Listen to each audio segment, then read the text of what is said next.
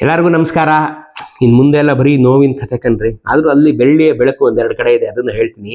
ಯಾವಾಗ ವೀರ ವೆಂಕಟಪತಿ ರಾಯರು ತನ್ನ ಮಗನೇ ಅಲ್ಲ, ಅವನ ಹೆಂಡತಿ ಡವ್ ಮಾಡಿ ಯಾರ್ದೋ ಮಗನ ನಾನು ಹೆತ್ತೆ ಅಂತ ಹೇಳು ಎಲ್ಲ ಕತೆ ಗೊತ್ತಿತ್ತಲ್ಲ. ಆದ್ರಿಂದನೂ ತನ್ನ ತಮ್ಮನ ಮಗನಾದಂಥ ರಂಗರಾಯರನ್ನೇ ಮಾಡಬೇಕು ಅಂತ ಹೇಳಿ ಮಾಡಿದ್ರಲ್ಲ. ರಂಗರಾಯರು ಇನಿಷಿಯಲ್ ಆಗಿ ಸಿಕ್ಕಾಕೊಂಡು ದಾರುಣವಾಗಿ ಅಂತ್ಯವಾಗಿ ಅವ್ರ ಮಗನನ್ನೇ ಎಚ್ಚಮನಾಯಕ ಉಳಿಸಿ ಅವ್ರನ್ನ ಪಟ್ಟಾಭಿಷೇಕ, ಇದೆಲ್ಲ ನೀವು ಕೇಳಿದ್ರಿ. ಇದೆಲ್ಲ ವಿರೋಧಿಗಳ ಅಲ್ಪವಾದ ಪ್ರಹಾರವು ಅವನನ್ನು ನೆಲಕ್ಕುರುಳಿಸಿತು. ಮುಂದಿನ ಅರಾಜಕತೆಯಲ್ಲಿ ಸಾಮ್ರಾಜ್ಯ ದ್ರೋಹಿಗಳು, ಸ್ವಾರ್ಥ ಸಾಧಕರು, ಸ್ವೈರಾಚಾರ್ಯಕ್ಕೆ ಯಥೇಷ್ಟವಾಗಿ ಇದೆಲ್ಲ ಎದ್ದು ಬಿಟ್ರು ಎಲ್ರೂ. ಆಯ್ತಾ, ಅನಾಯಕತ್ವ ಅಡಗಿ ರಾಮದೇವರಾಯನ ಅರಸೊತ್ತಿಗೂ ಸ್ಥಾಪಿತವಾದರೂ ಇದೆಲ್ಲ ಅಡಗಿಸಿ ಎಚ್ಚಮನಾಯಕ ಎಷ್ಟು ಕಷ್ಟ ಬಿದ್ದು ಪುನಃ ಇದನ್ನ ಮೇಲೆತ್ತಿ ಆ ರಂಗರಾಯರ ಮಕ್ಕಳಾದಂಥ ರಾಮದೇವರಾಯರನ್ನ ಪಟ್ಟಕ್ಕೆ ಕೂರಿಸಿ ತಾನು ರೀಜೆಂಟ್ ಆಗಿ ಹಳೆಯ ರಾಮರಾಯರ ಲೆವೆಲಿಗೆ ತಾನು ರೀಜೆಂಟ್ ಆಗಿ ನಿಂತು ಅವನು ಬೆಳೆಯೋವರೆಗೆ ಅವನನ್ನು ಕಾಯ್ಕೊಂಡು ಅವರು ಬೆಳೆದು ಆ ಶಾಂತಿ ಕಾಲ ಇದ್ದು ಅದರಲ್ಲಿ ಮಧುರೆ ನಾಯಕರನ್ನ ಅಡಗಿಸಿ ಜಿಂಜಿ ನಾಯಕರನ್ನ ಅಡಗಿಸಿ ಈ ರಾಮದೇವರಾಯಗೆ ವರೈಸಾಗಿ ಅಳಿಯ ರಾಮರಾಯರ ಮೊಮ್ಮಗನಾದಂಥ ಎರಡನೇ ವೆಂಕಟಪತಿ ರಾಯರನ್ನ ಯುವರಾಜನನ್ನಾಗಿ ಮಾಡಿ ಇಷ್ಟೆಲ್ಲ ಮಾಡಿದ್ರು ಅರಸೊತ್ತಿಗೂ ಸ್ಥಾಪಿತವಾಗಿದ್ದರೂ ಈ ಕೋಲಾಹಲದಲ್ಲಿ ಸೆಳಿಲಿದ ಸಾಮ್ರಾಜ್ಯದ ಕಟ್ಟು ಮತ್ತೆಂದಿಗೂ ಬಿಗಿಯಾಗಲಿಲ್ಲ. ಇದೆಂದಿಗೂ ಬಿಗಿಯಾಗಲಿಲ್ಲ. ಇದರಿಂದ ಸಾಮ್ರಾಜ್ಯ ಸಂಚಲನೆಗೆ ಅವಶ್ಯಕವಾಗಿದ್ದ ಕೇಂದ್ರ ಪ್ರಭುತ್ವವು ಕ್ಷೀಣವಾಯಿತು. ಒಂದು ಸಾಮ್ರಾಜ್ಯ ಅಂದ್ರೆ ಏನ್ರಿ, ಅದು ಮಾಂಡಲಿಕ ಒಂದು ಸಣ್ಣ ಪಾಳ್ಯಗಾರ ಪ್ರಾಂತ್ಯ ಅಲ್ವಲ್ಲ. ನೂರಾರು ಪಾಳ್ಯಗಾರರನ್ನ ಕಂಟ್ರೋಲ್ ಮಾಡುವಂತ ಒಂದು central office, that's like a central government. So ಇದು 100-200 ಸಾಮಂತರೆಲ್ಲ under the control of this Penukonda ಇಲ್ಲೇ ಇದು ಸಡಿಲಾಗೋಯ್ತು. ಈ ಬಿಗಿ ಇತ್ತಲ್ಲ ಅದು ಸಡಿಲವಾಗೋಯ್ತು. ಇದರಿಂದ ಸಾಮ್ರಾಜ್ಯ ಸಂಚಲನೆಗೆ ಅವಶ್ಯಕವಾಗಿದ್ದ ಕೇಂದ್ರ ಪ್ರಭುತ್ವವು ಕ್ಷೀಣವಾಯಿತು. ಪ್ರಭುತ್ವವೇ ಕ್ಷೀಣವಾಯಿತು. ಇದರಿಂದ ಸಾಮ್ರಾಜ್ಯದ ಅವಯವಗಳಾದ ಮಂಡಲ ಮತ್ತು ಸಾಮಂತರ ಮೇಲಿನ ನಿಯಮವೂ ಕಡಿಮೆಯಾಗಿ ಅವುಗಳಲ್ಲಿ ಸ್ವೇಚ್ಛಾಚಾರ, ಸ್ವಪ್ರತಿಷ್ಠೆ ಇವುಗಳು ಪ್ರಬಲವಾದವು. ಅಫ್ಕೋರ್ಸ್ ಮಾಸ್ಟರ್ ಸ್ಟ್ರಿಕ್ಟ್ ಆಗಿದ್ರೆ ಹುಡುಗರು ಕಿಮಕ್ ಅಂದ್ರೆ ಆ ಕಡೆ ಈ ಕಡೆ ನೋಡ್ದೆ ಕೂತಿರ್ತಾರೆ. ಒಂಚೂರು ಮಾಸ್ಟರ್ ಲೂಸ್ ಆದ್ರೋ ಒಂಚೂರು ಮಲಗಿರ್ತೀನಿ ಒಂಚೂರು ಗಲಾಟೆ ಮಾಡ್ಬಿಡಿಕೊಂಡ್ರ ಅಂತ ಹಿಂಗೆ ತೂಗಿಸ್ತಾರಲ್ಲ ಮೇಷ್ಟ್ರು ಮಧ್ಯಾಹ್ನದೊತ್ತು. ಇನ್ನೇನು ಸಮ್ಮರ್ ಟೈಮಲ್ಲಿ ನಿಮಗೂ ಗೊತ್ತಾವಲ್ಲ, ಸರ್ಕಾರಿ ಶಾಲೆಗಳಲ್ಲಿ ಅಲ್ಲಿ ಇಲ್ಲಿ ಓದಿದ್ರೆ ಅವಾಗೆಲ್ಲ ನಮ್ಮ ಕಾಲದಲ್ಲಿ ಹಳ್ಳಿಗಳಲ್ಲಿ ಸ್ವಲ್ಪ ಹಂಗೇ ತೂಗುಡಿಸ್ಬಿಡೋರು. ಹಂಗೆ ತೂಗುಡಿಸಿದ್ರೆ ಏನ್ ಮಾಡ್ತಾರೆ ಮಕ್ಕಳು, ಗಲ್ಲೋ ಬಿಲ್ಲೋ ಅಂತಿರ್ತವೆ, ಮನೆಗೆ ಹೋಯ್ತವೆ, ಮಾವಂಕ ಕೀಳಕ್ ಹೋಯ್ತವೆ, ಸೀಬೆಕ ಕೀಳಕ್ ಹೋಯ್ತವೆ. ಹಂಗಾಯ್ತು. ಆಯ್ತಾ, ಈ ಜ್ಞಾತಿ ಯುದ್ಧವು ರಾಕ್ಷಸ ತಂಗಡಿಯ ತರುವಾಯ ವಿಜಯನಗರದ ವಿನಾಶಕ್ಕೆ ಕಾರಣವಾದ ಎರಡನೆಯ ಪ್ರಚಂಡ ಆಘಾತವಾಗಿದೆ. ಇದು ಮೇಜರ್ ಇಂಪಾರ್ಟೆಂಟ್. ಒಂದು ಸರಿ ವಿಜಯನಗರದ ಗಾಡಿ ರಯೋ ಅಂತ ಹೈವೇಲಿ ಹೋಯ್ತಾ ಇದ್ದಿದ್ದಕ್ಕೆ ರಾಕ್ಷಸ ತಂಗಡಿಗೆ ಒಂದು ದಡಕ್ ಅಂತ ಒಂದೇ ಹೆಂಗೆ ಒಂದು ಇದಾಗ್ತು, ಒಂದು ರೋಡಮ್ ತರ ಬಂತು, ಒಂದು ಆಫ್ ದಿ ರೋಡ್ ತರ ಬಂತು. ಈ ರಂಗರಾಯನ ವಂಶದ ವಿನಾಶ ಇದೆಯಲ್ಲ, ರಂಗರಾಯನ ತಮ್ಮ ಕೈಯಲ್ಲೇ ಕತ್ತಿ ಕೊಟ್ಟೆಲ್ಲ ತೊಲಗಿಸ್ಬಿಟ್ಟು ಅವ್ರನ್ನೆಲ್ಲ ಕೊಂದುಬಿಟ್ಟು ಒಂಥರ ಅಸಹ್ಯ ಬರೋಂಗಾಗೋಯ್ತಲ್ಲ. ಇಡೀ ನಾಡಿ ಜನಕ್ಕೆ ಅರಸೊತ್ತಿಗೆ ಅಂದ್ರೆ ಅಸಹ್ಯ ಬರೋಂಗಾಗೋಯ್ತು. ಅದೊಂದು ಕಾರಣ. ಏನಪ್ಪ ಇವ್ರು ಹಿಂಗ್ ಕಿತ್ತಾಡ್ತಾರೆ, ಇವರು ಒಂದು ಸಾಮ್ರಾಜ್ಯಕ್ಕೆ ಹಿಂಗ್ ಕಿತ್ತಾಡ್ತಾರೆ ಇವರು. ಅಲ್ಲಿವರೆಗೂ 250 ವರ್ಷಗಳ ಕಾಲ ಸಾಮ್ರಾಜ್ಯ ಒಂದು ಏನೇ ಅಲ್ಲಲ್ಲಾದ್ರೂ ಅವೆಲ್ಲ ಅಲ್ಲಲ್ಲೇ ಏನೇ ಅವಘಡಗಳಾದ್ರೂ ಕೊಲೆಗಳು ನಡೆದ್ರೂ ಅದು 1-2ರಲ್ಲಿ ಸೀಮಿತವಾಗಿತ್ತು. ಇಷ್ಟು ನಿರ್ದಾಕ್ಷಿಣ್ಯವಾಗಿ ದಾರುಣವಾಗಿ ಅವನ ಕೈಲೇ ಕೊಟ್ಟು ಅವನ ಹೆಂಡತಿ ಮಕ್ಕಳನ್ನ ಕೊಲ್ಲುವಂತ ಒಂದು ದಾರುಣ ದೃಶ್ಯ ಬಂದ್ಬಿಡ್ತಲ್ಲ. ಇಡೀ ವಿಜಯನಗರ ಸಾಮ್ರಾಜ್ಯ ಪೆನುಕೊಂಡೆ ಅರಸರ ಅಂಡರಲ್ಲಿದ್ದ ಎಲ್ರಿಗೂ ಜನಸಾಮಾನ್ಯರ ಮನಸ್ಸಲ್ಲೂ ಒಂಥರ ಅಸಹ್ಯ ಬಂದ್ಬಿಡ್ತು. ರಾಕ್ಷಸ ತಂಗಡಿ ಮೊದಲನೇ ರೋಡಂಪು ಆದ್ರೆ ಈ ರಂಗರಾಯನ ದಾರುಣ ಸಾವು ಎರಡನೇ ರೋಡಂಪು. ರಂಗರಾಯನ ಎಂಟೈರ್ ಕುಟುಂಬ. ಆಯ್ತಾ, ರಾಕ್ಷಸ ತಂಗಡಿಯಿಂದ ವಿಜಯನಗರದ ಪ್ರತಾಪ ಪ್ರಭಾವಗಳು ಕುಗ್ಗಿದವು. ಈ ಅಂತಃಕಲದಿಂದ ವಿಜಯನಗರದ ಅಂತಃಶಕ್ತಿಯು ಕುಂಠಿತವಾಯಿತು. ಅಂತಃಶಕ್ತಿ ಅಂದ್ರೆ ಅವ್ರ ಹತ್ರ ಒಂದು ಆ ಸ್ಯಾಂಟಿಟಿನೇ ಉಳಿಲಿಲ್ಲ, ಎಥಿಕ್ಸೇ ಉಳಿಲಿಲ್ಲ. ಯಾರ ಹತ್ರ ದುಡ್ಡಿತ್ತು ಅವನೇ ರಾಜ, ಯಾರ ಹತ್ರ ಶಕ್ತಿ ಇತ್ತು ಅವನೇ ರಾಜ ಅಂತ ಆಗೋಗಿ ಎಥಿಕ್ಸೇ ಹೊರಟೋಯ್ತು ಇವ್ರ ಹತ್ರ. ಹೀಗೆ ಅಂತಃಶಕ್ತಿಯನ್ನು ಕಳೆದುಕೊಂಡ ಸತ್ವಹೀನವಾದ ಸಾಮ್ರಾಜ್ಯದ ಅಧಪ್ಪತವಾದರೂ ಬಹಳ ದೂರದ ದಾರಿಯಾಗಿರಲಿಲ್ಲ. ಅಧಪ್ಪತನ ಅನ್ನೋದು ಹತ್ತಿರದಲ್ಲೇ ಬಂದು ಬಿಡ್ತು. ಎಂಥ ಸಾಮ್ರಾಜ್ಯ ರೀ, ಹಕ್ಕಬುಕ್ಕರಿಂದ ಸ್ಥಾಪಿತವಾದ ಸಾಮ್ರಾಜ್ಯ, ಎಂಥ ಸಾಮ್ರಾಜ್ಯ ಎಲ್ಲಿಗೆ ಬಂದ್ಬಿಡ್ತು ರೀ. ಬೇಜಾರು. ಈ ಜ್ಞಾತಿ ಯುದ್ಧವು ಸಾಮ್ರಾಜ್ಯ ದ್ರೋಹಿಗಳ ಮತ್ತು ಪರಕೀಯರ ಸ್ವೇಚ್ಛಾಚಾರಕ್ಕೆ ಆಸ್ಪದವನ್ನು ಹೇಗೆ ಕಲ್ಪಿಸಿಕೊಟ್ಟಿತು ಎಂಬುದನ್ನ ನಾವೀಗ ಆಲ್ರೆಡಿ ನೋಡಿದೀವಿ. ಮಧುರೆ ನಾಯಕರು, ಪೋರ್ಚುಗೀಸರು, ಆ ಪೋರ್ಚುಗೀಸರು ಹೆಂಗೆಲ್ಲ ಆಡ್ಬಿಟ್ರು ನೋಡ್ರಿ. ಇವ್ರ ಮೇಲೆ ಯುದ್ಧ ಸಾರಂಗಾಗೋಯ್ತು. ಇವರು ಭಿಕ್ಷೆಯಿಂದ ಬದುಕದಂತ ಪೋರ್ಚುಗೀಸರು, ವಿಜಯನಗರದ ಭಿಕ್ಷೆಯಿಂದಲೇ ಬದುಕಿದ್ದ ಪೋರ್ಚುಗೀಸರು ಇವ್ರ ಮೇಲೆ ಯುದ್ಧ ಸಾರಂಕಾಗೋದ್ರು. ಅದರಿಂದ ಸ್ಪಷ್ಟವಾಗೋಯ್ತು, ದಾಯಾದಿಗಳ ಕದನದಿಂದ ಘಾತಕವಾದ ಈ ಪರಿಣಾಮಗಳು ಸ್ವಲ್ಪ ಕಾಲದಲ್ಲಿಯೇ ವಿಪತ್ತಿಗೆ ತುತ್ತಾದ ದಕ್ಷಿಣ ಭಾರತೀಯ ಜನಾಂಗವು ಬಹುಕಾಲ ತೊಳಲಿ ಬೆಳಲಿ ಬೆಂಡಾಗಬೇಕಾಯಿತು. ಇದು ನೋಡ್ರಿ, ಇವ್ರು ಏನಂತಾರೆ, ದಕ್ಷಿಣ ಭಾರತೀಯ ಜನಾಂಗ. ಇಡೀ ದಕ್ಷಿಣ ಭಾರತವೇ ತೊಳೆದೋಯ್ತು. ಎಂಥ ಹಿಂದೂ ಸಾಮ್ರಾಜ್ಯ, ಎಂಥ ಸಾಮ್ರಾಜ್ಯ! ಎಲ್ಲರ ದಾಳಿಗಳನ್ನ, ಲೂಟಿಕೋರರ, ದರೋಡೆಕೋರರ ದಾಳಿಗಳನ್ನ ಸಮರ್ಥವಾಗಿ ತಡೆದಂಥ ಸಾಮ್ರಾಜ್ಯ ಈ ತರ ಅಂತಃಕಲಗಳಿಂದ ಬಳಲಿ ಬೆಂಡಾಯಿತು. ಸಾಕಾಗೋಯ್ತು ಅದಕ್ಕೆ. ಈ ಯುದ್ಧ, ಇಲ್ಲಿ ನೋಡ್ರಿ, ಮುಂದಕ್ಕೆ ಓದುತ್ತೀನಿ, ನನಗೆ ಹೊಟ್ಟೆಯಲ್ಲಿ ಕರಳು ಕಿವುಚುತ್ತದೆ. ನೀವು ಕೇಳಿದ್ರೆ ಹೆಂಗಾಯ್ತದ ಕೇಳ್ಕೊಳ್ರಿ. ಈ ಯುದ್ಧದಿಂದ ದೇಶದಲ್ಲಿ ದುರ್ಭಿಕ್ಷ, ಬರಗಾಲ, ಬಡತನ ಹೆಚ್ಚಿತು. ಯಾವಾಗ ನೀನ್ ಕಂಟ್ರೋಲ್ ಇಟ್ಕೊಂಡು ನೀನ್ ನಡೆಸ್ಲಿಲ್ವೋ ಅಶಿಸ್ತಾಗೋಯ್ತು. ಇದು ಮನೆಗೂ ಅನ್ವಯಿಸುತ್ತೆ, ತಿಳ್ಕೊಳ್ಳಿ. ಯಾವಾಗ ಮನೆ ಯಜಮಾನ ಶಿಸ್ತಿನಿಂದ ಮನೆ ನಡೆಸ್ತಾ ಇರ್ತಾನೋ ಅವಾಗ ಮನೆ ಎಕಾನಮಿ ತುಂಬಾ ಚೆನ್ನಾಗಿರುತ್ತೆ. ಯಾವಾಗ ಮನೆ ಯಜಮಾನ ಆ ಕಡೆ ಈ ಕಡೆ ಕುಡಿತಾ ಇನ್ನೊಂದು ಮತ್ತೊಂದು ಹೆಂಗಸ ಸವಾಸ ಬ್ಯಾಡದಿರೋ ಖರ್ಚು ಮಾಡಕ್ ಶುರು ಮಾಡ್ತಾನೋ ಮನೆಯಲ್ಲಿ ಬಡತನ ಹೆಚ್ಚು ಬಿಡುತ್ತೆ. ಅಬ್ಸರ್ವ್ ಮಾಡಿ ನೀವು ಇದನ್ನ. ಮನೆ ಯಜಮಾನ ಬಹಳ ಶಿಸ್ತಿನಿಂದಿರ್ಬೇಕು, ಮನೆಗೆ ನಿಯತ್ತಾಗಿರ್ಬೇಕು. ಮನೆ ಯಜಮಾನ ಬರೆದಿಟ್ಕೊಳ್ಳಿ, ಮನೆಗೆ ಅವ್ನು ನಿಯತ್ತಾಗಿರ್ಬೇಕು. ಹೆಂಡತಿ ಮಕ್ಕಳಿಗೆ, ತಂದೆ ತಾಯಿಗಳಿಗೆ ಅವನು ನಿಯತ್ತು ತಪ್ಪಿದ ನಾವು ಮನೆಯಲ್ಲಿ ಸಾಲ ಸೋಲಗಳು, ಜಗಳಗಳು, ಶತ್ರುಗಳು, ಬಡತನ, ನಿಧಾನ, ಅನಾರೋಗ್ಯ ಎಲ್ಲ ಹೆಚ್ಚು ಬಿಡುತ್ತೆ. ಹಂಗೆ ಆಯ್ತಿದ್ದನು. ಜೀವನಕ್ಕೆ ಅವಶ್ಯಕವಾದ ಪದಾರ್ಥಗಳು ದೊರೆಯದಂತಾಯಿತು. ನೋಡ್ರಿ, ಸಿಗ್ತಾ ಇರಲಿಲ್ಲ ಪದಾರ್ಥ. ಜನರು ಬಡತನದ ಬೇಗೆಯಿಂದ, ನಿರುದ್ಯೋಗದಿಂದ, ಹಸಿವಿನಿಂದ ತಮ್ಮ ಮಕ್ಕಳನ್ನೇ ಮಾರಿಕೊಳ್ಳಲು ಶುರು ಮಾಡಿದರು. ನೋಡ್ರಿ, ಜನರು ಬಡತನದಿಂದ, ಹಸಿವಿನಿಂದ, ಸಂಕಟದಿಂದ, ಬರಗಾಲದಿಂದ ತಮ್ಮ ಮಕ್ಕಳನ್ನ ಮಾರ್ಕೊಂಡ್ರಂತೆ. ಹೊಟ್ಟೆಗೆ ಅನ್ನ ಇಲ್ಲದೆ ಎಂತ ವಿಜಯನಗರ ಸಾಮ್ರಾಜ್ಯದಲ್ಲಿ ಮುತ್ತು ರತ್ನಗಳನ್ನು ಬಳ್ಳಗಳಲ್ಲಿ ಅಳೆದು ಮಾರಿದ ಅಂತ ಸಾಮ್ರಾಜ್ಯದ ಮುಂದುವರಿಕೆಯಲ್ಲಿ ಜನಕ್ಕೆ ಹೊಟ್ಟೆಗೆ ತಿನ್ನೋಕೆ ಅನ್ನ ಸಿಗದೆ ಮಕ್ಕಳನ್ನ ಮಾರ್ಕೊಂಡ್ಬಿಟ್ರು. ಎಂಥ ದುರಂತ ರೀ, ಎಂಥ ದುರಂತ! ಡಚ್, ಇಂಗ್ಲಿಷ್ ಮೊದಲಾದ ವರ್ತಕರು, ವಿಶೇಷವಾಗಿ ಡಚ್ ವರ್ತಕರು ದೇಶದ ಈ ದುರ್ಗತಿಯ ಲಾಭವನ್ನ ಪಡೆದರು.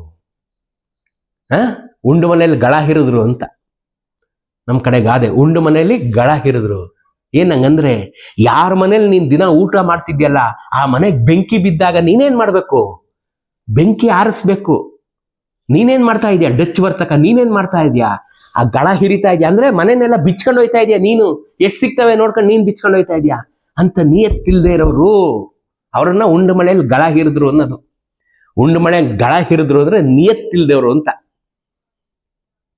ನಿಯತ್ತು ಅನ್ನೋ ಪದಕ್ಕೆ ಅರ್ಥನೇ ಗೊತ್ತಿಲ್ಲದೆ ಇರೋರು. ವಿಶೇಷವಾಗಿ ಡಚ್ ವರ್ತಕರು ದೇಶದ ದುರ್ಗತಿಯ ಲಾಭವನ್ನು ತೆಗೆದುಕೊಂಡು ಈ ಮಾನವ ಪ್ರಾಣಿಗಳನ್ನ, ನೋಡ್ರಿ ಎಂತ ಪದ, ಈ ಮಾನವ ಪ್ರಾಣಿಗಳನ್ನ ಕೊಂಡು ತಂದು ಕದ್ದು ತಂದು ಮಾರುವ ವ್ಯವಹಾರವನ್ನ ಪ್ರಾರಂಭಿಸಿ ಸಿಕ್ಕಾಪಟ್ಟೆ ಧನವಂತರಾದರು.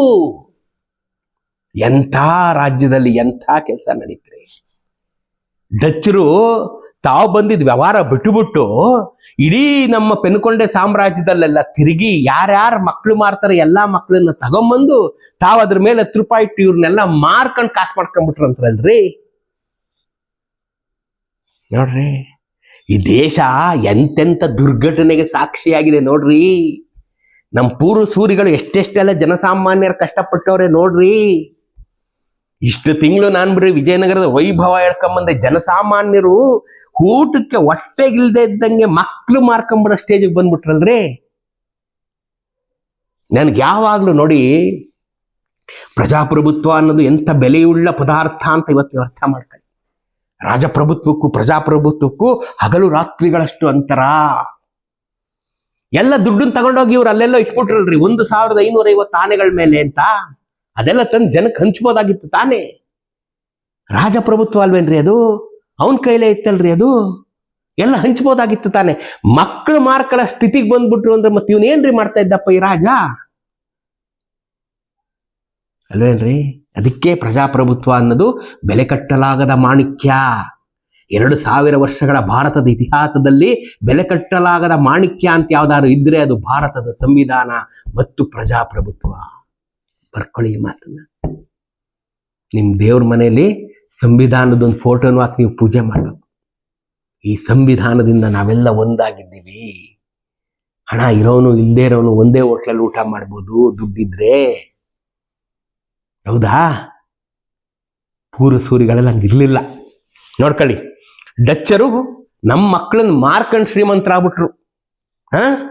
ಇದರಿಂದ ರಾಷ್ಟ್ರವು ಅಧಪತನಕ್ಕಿಳಿದು ಹೋಯಿತು. ಭಾರತೀಯ ಚರಿತ್ರೆಯಲ್ಲೇ ನೋಡಲು ಅಪರೂಪವಾಗಿದ್ದ ರಾಷ್ಟ್ರವೊಂದು ಅಧಮವಾದ ದಾಸ ವಿಕ್ರಯ ಸಂಪ್ರದಾಯವು ಕೆಲ ಕಾಲ ರೂಢಿಗೆ ಬಂದಿತು. ಈ ಸ್ಥಿತಿಯನ್ನು ಹೋಗಲಾಡಿಸಿ ಇಂಥ ಪದ್ಧತಿಯನ್ನು ನಿಲ್ಲಿಸಿ ಜನರ ಗೋಳನ್ನು ತೀರಿಸುವ ಉಪಾಯವನ್ನು ಜನನಾಯಕರ್ಯಾರೂ ಕಲ್ಪಿಸಲಿಲ್ಲ. ಗೊತ್ತಾಯ್ತೇನ್ರಿ? ಇದನ್ನ ನಿಲ್ಸ್ಬೇಕು. ಜನ ಮಕ್ಕಳು ಮಾರ್ಕೊಂಡು ಊಟ ಮಾಡ್ತಾವ್ರೆ, ಇದನ್ನ ನಿಲ್ಸ್ಬೇಕು. ನಾವು ಯಾರನ್ನ ಕರ್ಕೊಂಬಂದು ಸಪೋರ್ಟ್ ಮಾಡಿದ್ವೋ ಆ ಡಚ್ಚರು ಈ ಮಕ್ಕಳನ್ನೆಲ್ಲ ತಗೊಂಡು ತಾವು 4 ಬೆಲೆ ಗುಲಾಮರನ್ನಾಗಿ ಮಾರ್ಕತಾವ್ರೆ. ಮಾರ್ಕೆಟ್ಗಳಲ್ಲಿ ಪ್ರಾಣಿ ಪಕ್ಷಿಗಳಂತೆ ದವಸ ಧಾನ್ಯಗಳಂತೆ ಮಕ್ಕಳು ಮಾರಾಟ ಆಗ್ತಾ ಇದ್ದಾರೆ. ಅದನ್ನ ನಿಲ್ಸ್ಬೇಕು ಅಂತ ಇವ್ರು ಯಾರಿಗೂ ಅಧಿಕಾರದ ಚುಕ್ಕಾಣಿ ಹಿಡಿದು ಯಾರಿಗೂ ಅನ್ನಿಸ್ಲಿಲ್ಲ.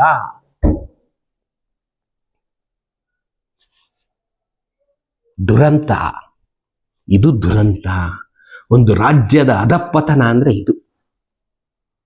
ನೈತಿಕತೆಯ ಅಧಪತನ ಅಂದ್ರೆ ಇದು. ಎಥಿಕ್ಸ್ ಇಲ್ಲದೆ ಆಡಳಿತ ಮಾಡಿದ್ರೆ ಏನಾಗುತ್ತೆ ಅನ್ನೋದಕ್ಕೆ ಉದಾಹರಣೆ ಇದು. ರೋಮ್ ಹತ್ತಿ ಉರಿಬೇಕಾದ್ರೆ ನೀರೋ ಪಿಟೀಲ್ ನುಡಿಸ್ತಿದ್ದ ಅಂತ ಇಂಗ್ಲಿಷ್ ಗಾದೆ ಹೇಳ್ಬೇನ್ರಿ. ಇವರೆಲ್ಲ ರೋಮಲ್ಲಿ ಹೊಟ್ಟೆ ಹಸಿ ತಾಳ್ಲಾರ್ದೆ ಅವನ ಹತ್ರ ಹೋಗ್ತಾರಂತೆ ನೀರೋ ಹತ್ರ. ಆಗ ಅವನು ರಾಜ್ಕುಮಾರಿನೂ ಇರ್ತಾಳಂತೆ. ಅವಳು ಇದು ಹೇಳ್ತಾರಂತೆ, ಸ್ವಾಮಿ ನಮ್ಮ ಹತ್ರ ಬ್ರೆಡ್ ತಗೊಳಕ್ಕೂ ದುಡ್ಡಿಲ್ಲ, ಏನಾದ್ರು ಹೆಲ್ಪ್ ಮಾಡಿ ಅಂದ್ರೆ. ಬ್ರೆಡ್ಡು ಸಿಕ್ತಿಲ್ಲ ಮಾರ್ಕೆಟಲ್ಲಿ, ಏನಾದ್ರೂ ಹೆಲ್ಪ್ ಮಾಡಿ ಅಂತಂದ್ರೆ ಆ ಮಗಳಿದ್ದವಳು, ಬ್ರೆಡ್ ಸಿಗ್ತಾ ಇಲ್ವೇ, ಕೇಕ್ ತಿನ್ನಿ ಅಂದ್ಲಂತೆ ಅವಳು.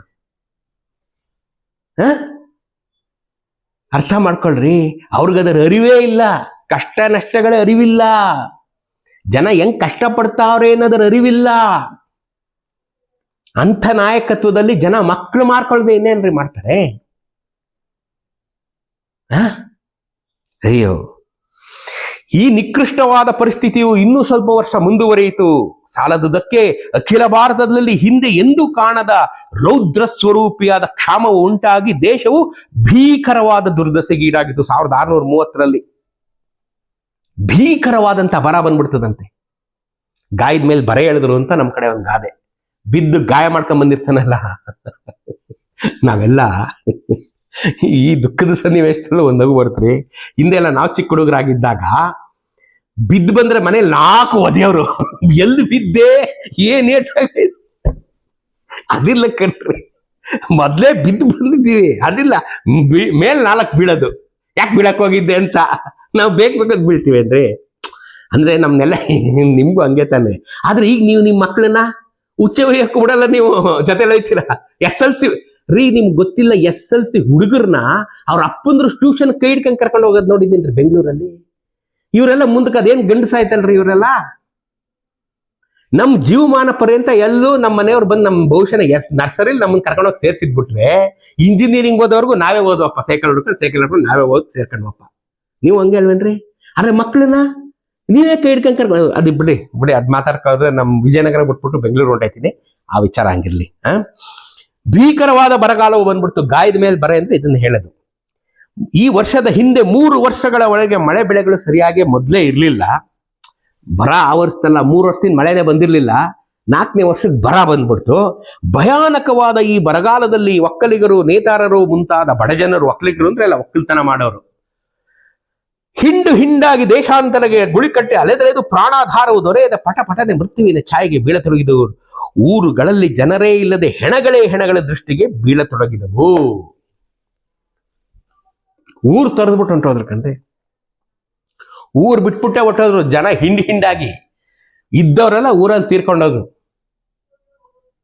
ಇದನ್ನ 1800 ಬುಕಾನನ್ ಒಂದ್ಸಲಿ ನಮ್ ಕಡೆ ಬಂದಾಗ ಪ್ರವಾಸ ಬರೀತಾನೆ. ಚಿತ್ರದುರ್ಗ ಪ್ರಾಂತ್ಯದಲ್ಲಿ ಬಂದಾಗ, ಇದು ನಮ್ಮ MG ರಂಗಸ್ವಾಮಿ ಅವರು ಬರೆದಿದ್ದಾರೆ. ಚಿತ್ರದುರ್ಗ ಪ್ರಾಂತ್ಯದಲ್ಲಿ ಬುಕಾನನ್ ಅಂತ ಒಂದು ಪುಸ್ತಕ, ನೀವು ಓದ್ಲೇಬೇಕು. MG ರಂಗಸ್ವಾಮಿ ಅವರು ಕನ್ನಡಕ್ಕೆ ತಂದಿದ್ದಾರೆ ಅದನ್ನ.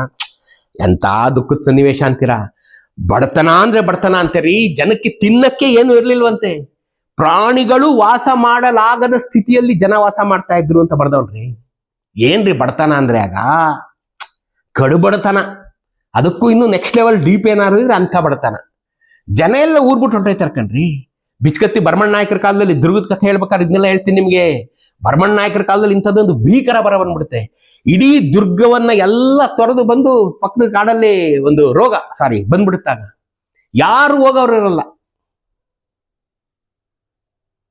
ಅಂಥದೊಂದು ಇದು ಗಾಯದ ಮೇಲೆ ಮೊದಲೇ ನಾಯಕತ್ವ ಸರಿ ಇಲ್ಲ. ಜನಗಳು ಹಿತದೃಷ್ಟಿ ಹಿತಾಸಕ್ತಿ ಬೇಕಾಗಿಲ್ಲ, ತಮ್ಮ ಸಿಂಹಾಸನ ಉಳಿಸ್ಕೋಬೇಕು ಇಷ್ಟೇ ಯೋಚನೆ. ಇಂಥ ಕಾಲದಲ್ಲಿ ಬರಾನು ಬಂದ್ಬಿಡ್ತು, ಮಕ್ಕಳು ಮಾರ್ಕೊಳಕ್ ಆಗ್ಬಿಟ್ರು. ಇಂಥ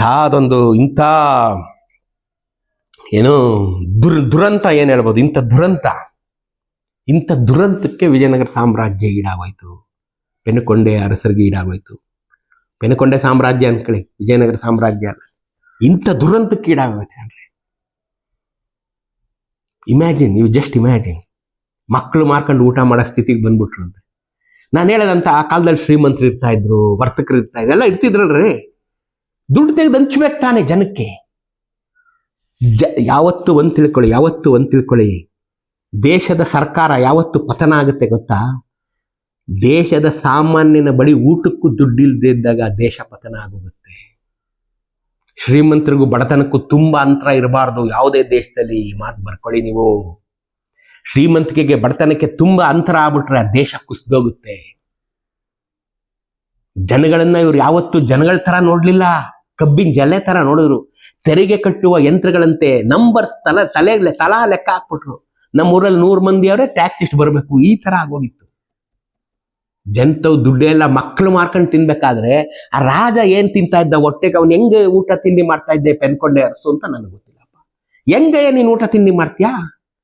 ನೀನು ಮಕ್ಕಳಂತೆ ರಾಜ ಪ್ರತ್ಯಕ್ಷ ದೇವತಾ, ರಾಜನೇ ತಂದೆ ತಾಯಿ ಅಂತ ಜನ ಅನ್ನುವಾಗ, ನೀನ್ ಜನಗಳ ಕೈಲಿ ಇಷ್ಟೆಲ್ಲ ಮರ್ಯಾದೆ ಮಾಡಿಸ್ಕೊಳ್ಳೋವಾಗ, ಈ ಜನಗಳು ತಮ್ಮ ಮಕ್ಕಳನ್ನ ಮಾರ್ಕೊಂಡು ಊಟ ತಿಂಡಿ ಮಾಡ್ಕೊಂಡು ದೇಶಾಂತರ ಹೋಗಿ ಹುಳುಗಳಂತೆ ಸಾಯುವಾಗ ನೀನು ಊಟ ತಿಂಡಿ ಹೆಂಗ್ ಮಾಡ್ತಾ ಇದ್ದೆ? ಹೆಂಗಯ್ಯ ಮಾಡ್ತಾ ಇದ್ದೆ ನೀನು? ನಿನ್ನ ಪ್ರಜೆಗಳನ್ನ ರಕ್ಷಿಸಿಕೊಳ್ಳಲಾರದವನನ್ನ ನಿನ್ನ ರಾಜ ಅಂತ ಯಾವ ಬಾಯಲ್ಲಿ ನಾವು ಕರಿಬೇಕು? ನಿನ್ಗೇನಂಗಾದ್ರೆ ಜನ ಅಂದ್ರೆ ಸೈನಿಕರಾಗಿ ನಿನ್ ಕಷ್ಟ ಬಂದ್ಬಿಟ್ಟಾಗ ಹೋಗಿ ಇನ್ನೊಬ್ಬರ ಮೇಲೆ ಯುದ್ಧ ಮಾಡಿ ಪ್ರಾಣಗಳ ಕಳ್ಕೊಂಡು ನಿನ್ ಸಿಂಹಾಸನ ರಕ್ಷಣೆ ಮಾಡಕ್ಕಷ್ಟೇ ಜನವೇ. ಜನಗಳನ್ನ ನೀನ್ ನೋಡ್ಕೊಳ್ಳೇ ಇಲ್ವಲ್ಲ ನೀನು. ಎಂತ ದುಃಖ ಅಲ್ವೇನ್ರಿ? ಇದು ಅಧಪತನದ ಶುರು.